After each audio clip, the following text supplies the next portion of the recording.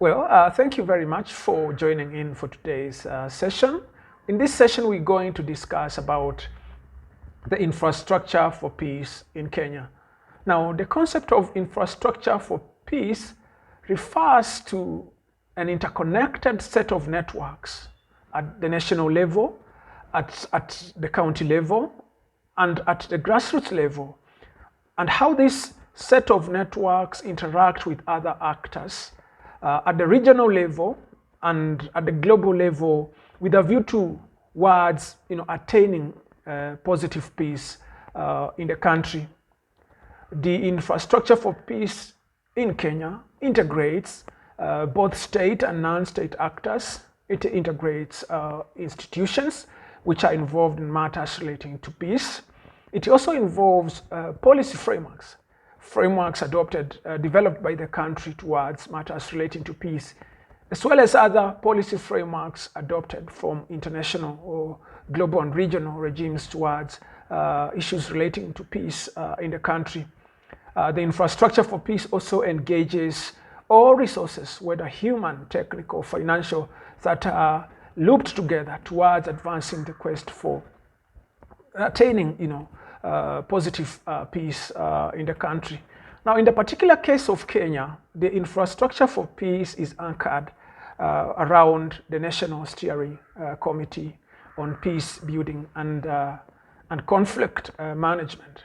The National Steering Committee on Peace Building and Conflict Management is premised on the National Policy on Peace Building and Conflict Management 2011. Now, within the framework of peace in the country, the infrastructure for peace in the country, as I've mentioned, the National Steering Committee is the central agency that coordinates matters relating to peace in the country. Of course, of greater import toward advancing the quest for peace in the country is the National Peace Council, and of course the ministry in charge of issues relating to national security, issues relating to national coordination, the ministry in charge of interior and national coordination. Now, here we see the ministry in charge of interior and national coordination at the top. Then we also see the National Peace Council, as well as the National Peace Secretariat, which is largely the National Steering Committee. Beyond the National Steering Committee and the National Peace Council, as well as the Ministry for Interior, we have the county peace committees, previously the district peace committees.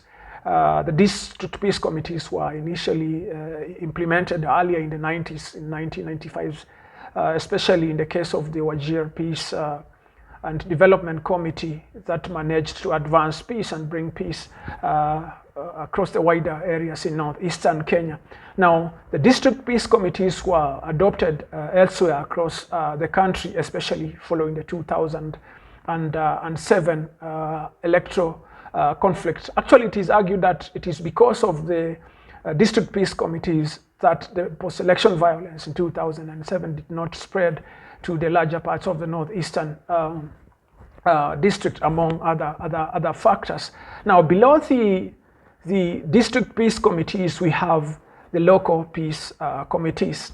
Now, the composition of these local peace committees, the composition of these county peace committees engages all actors, starting with national government actors. We have county actors, and the composition of these committees integrates the variable of gender, that there has to be equivalent representation of men and women.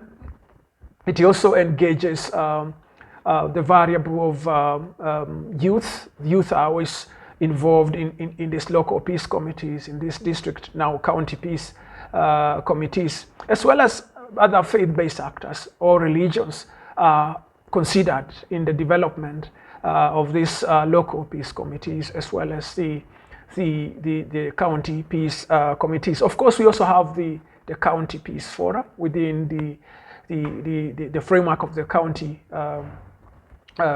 peace committees. Of course, the county peace secretariat. Down in the local level, we have other mechanisms such as the stakeholders peace forums. So the infrastructure for peace in Kenya engages all these actors, from top down to the National Steering Committee, and from top at the Ministry of Interior, at the National Peace Council, to the center where we have the National Steering Committee.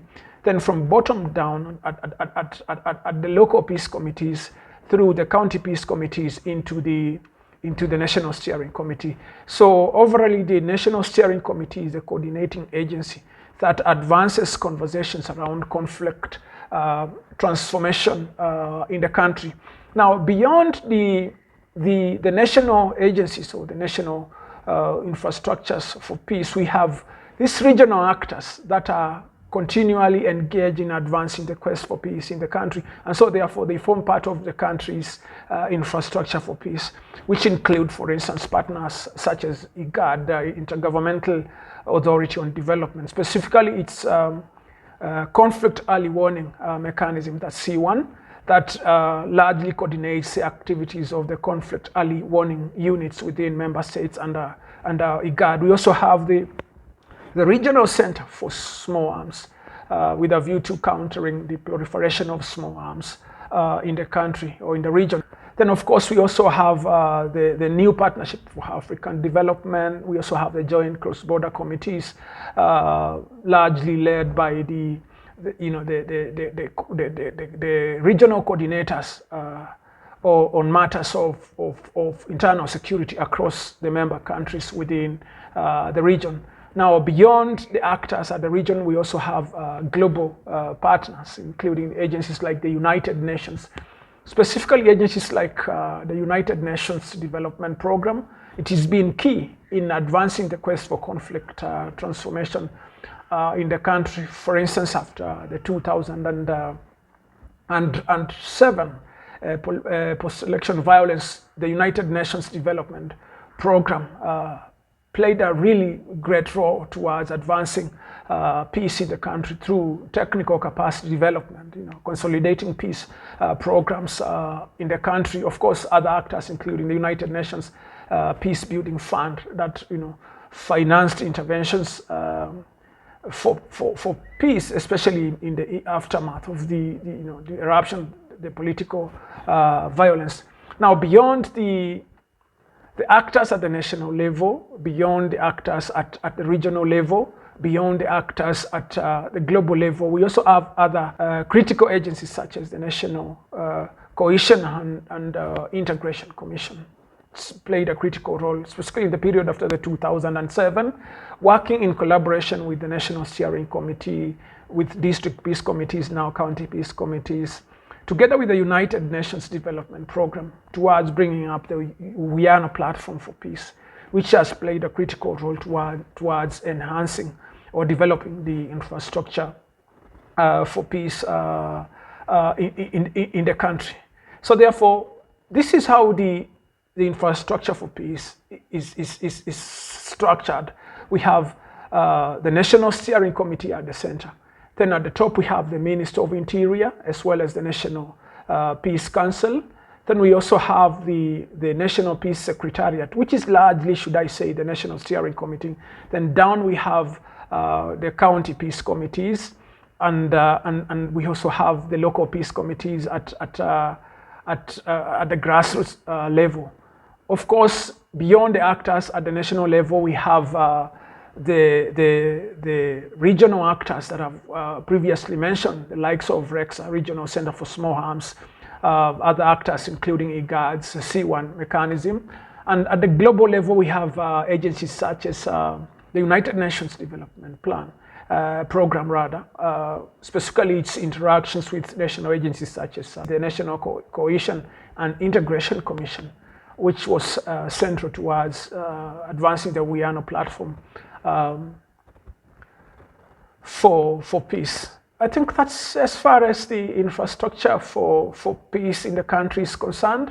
These agencies within the national level, that's the Minister of Interior, the National Peace Council, the National Peace Secretariat, largely the National Steering Committee, the county peace committees, and the local peace committees, working together with the regional actors and the global actors towards advancing the quest for peace in the country. Now, the conversation around the infrastructure for peace in the country also engages key actors, non-state actors, for instance, the likes of faith-based agencies. We have had key interventions by faith-based actors, for instance, the Catholic Justice and Peace Commission. We also have had other faith-based organizations such as the FPFK, also the CICC.